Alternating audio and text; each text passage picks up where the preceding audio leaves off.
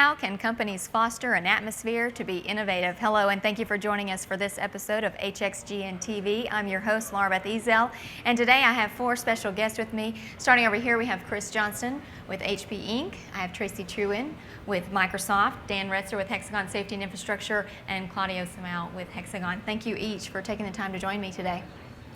We are going to be talking with these individuals about how to spur new innovative solutions within your employee base. And we're also going to share how Hexagon Safety and Infrastructure's first ever hackathon event worked out to drive numerous new innovative ideas into to the table. So first, we're going to let each person just kind of tell us about their role at their respective companies. And Chris, we're going to start with you. Hi, good morning, and yes, I'm Chris Johnston with the newly formed HP Incorporated. So we are an old company with a very young heart, and my job is the Director of Commercial Mobility Alliances and Business Development. So I'm focused on bringing life to an ecosystem of commercial tablets and mobile solutions out into the various environments of commercial workflows, public safety in the SI space, and even factories and workflows. Okay, Tracy? As Laura said, my name is Tracy Truen. I'm with Microsoft. I'm a general manager in the developer experience team, and my team in particular works worldwide with startups and enterprise innovation teams, and we are there basically to help unblock their innovation. And we engage with companies that largely are looking to really push the boundaries of technology, and we look to see how we can help them sort of in their non-differentiated part of their solution so that they can actually get to market quicker. Dan? Yeah, so Dan Retzer with Hexagon Safety and Infrastructure, and I'm actually responsible for bringing our products from incubation through full development and into the life cycle of the market. Claudio? I am Chief Technology Officer of Hexagon and also President of Hexagon Ventures. As CTO of Hexagon, I'm responsible for the Innovation Hub. The Innovation Hub drives technology innovation strategy of Hexagon, and Hexagon Ventures is our incubator of new cutting-edge initiatives. And work together with the divisions and vertical businesses. Okay. For this question, Tracy and Chris, I'm going to let you answer it, and that's just to tell us, what does innovation mean to each of your companies? Chris?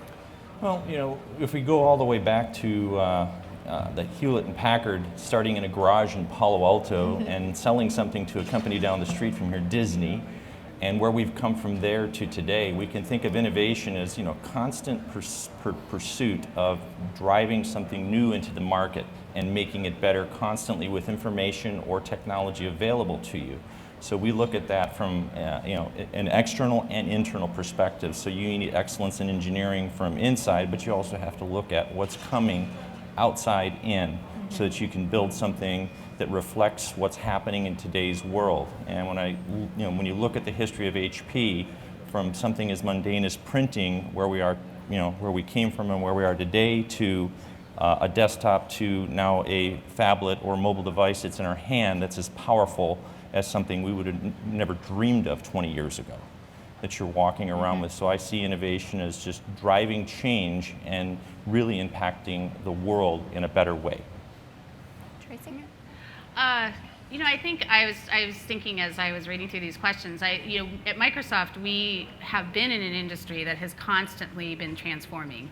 So from that perspective, we're pretty used to that. But I think in recent years, we've actually seen an even more accelerated transformation. And so for us, it's actually both internally and externally. So trying to understand how to foster that kind of innovation internally. So we have programs like what we call the Garage, and I know a lot of people in the startup community are pretty familiar with that program, where we have a space that has pretty much any toy you can imagine for the employees to play with. It's a maker space and a place where people gather, and lots of really interesting things have happened there. Plus, we also are doing a lot of work outside in the industry, and so like my team working with startups where we get exposed to that energy, and we bring that back into our product teams and help kind of share that. And it really does help energize. It helps us understand what matters, because at the end of the day, what matters to us is what matters to developers,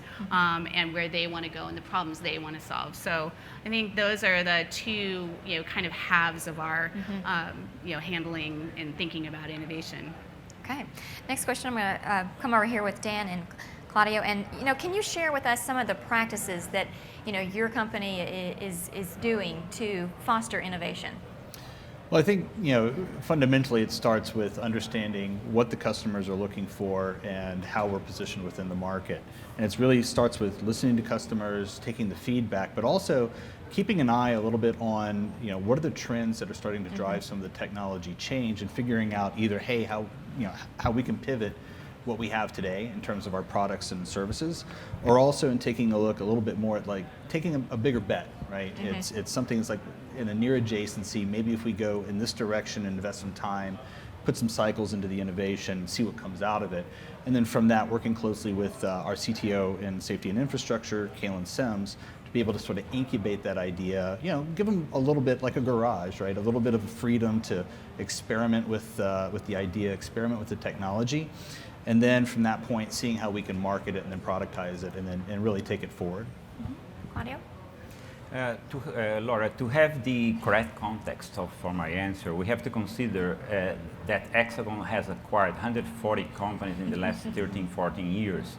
And with this, Hexagon built up a fantastic portfolio of technologies, of R&D resources, and even domain knowledge in specific vertical businesses.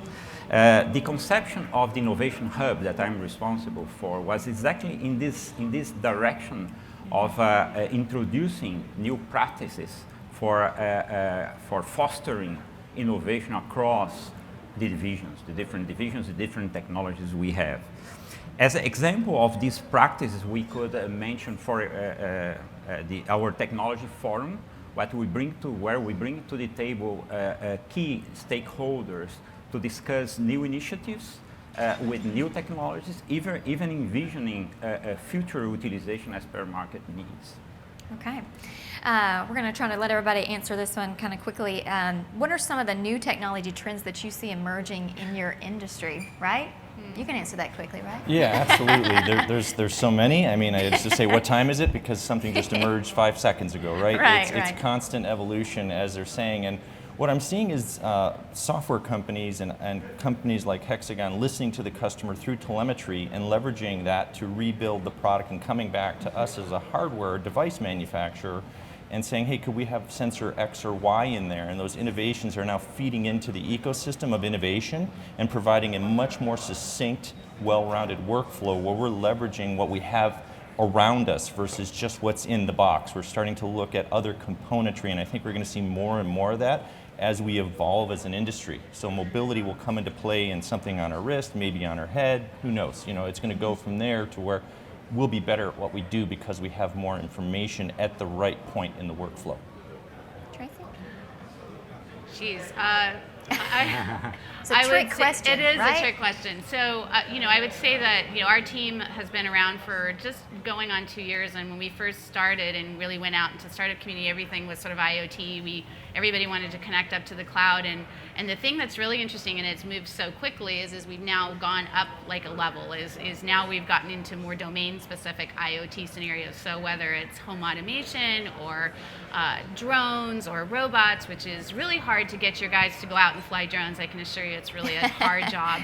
I think that those are the things that we're seeing is that, quickly we're building into very clear domains. And the other area is like big data, machine learning. We do a lot in that space, particularly genomics is huge, and the possibilities that of what's possible now with the cloud and the processing power is just amazing. The idea that we would actually be able to identify, microDNA type of things, which is a project we've been doing recently, is just stunning.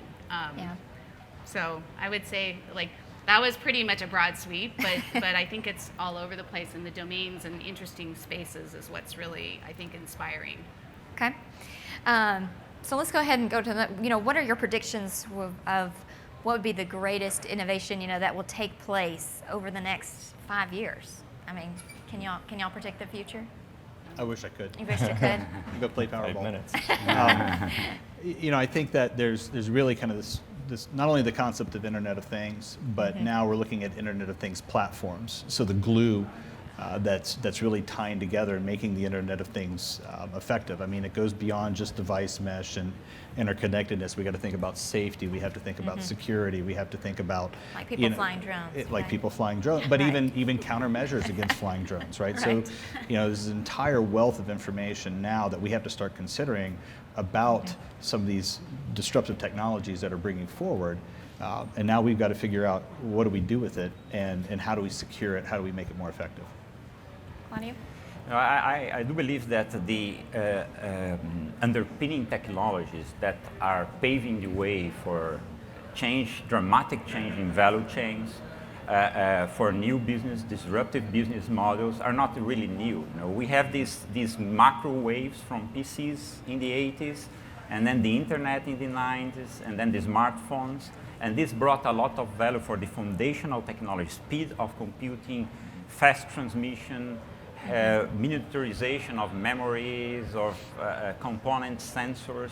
And with this, we have now accessible, we can really use the so-called enabling technologies.